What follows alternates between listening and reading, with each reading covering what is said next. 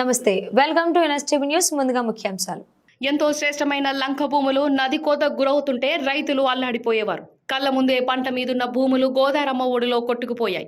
ఇప్పటికే వందల ఎకరాల నది గర్భంలో కలిసిపోయాయి. అంబేద్కర్ కోనసీమ జిల్లా ఆలమూరు మండలం బడుగు వాణిలంక పరిధిలో ఈ పరిస్థితి 3 దశాబ్దాలుగా ఉంది. దివంగత ముఖ్యమంత్రి వైఎస్ రాజశేఖర్ రెడ్డి హయాంలో కొంతమేరకు రివెట్మెంట్ గ్రోయిన్స్ నిర్మించినప్పటికీ మరొక చోట ఈ నది కోత అధికమైంది.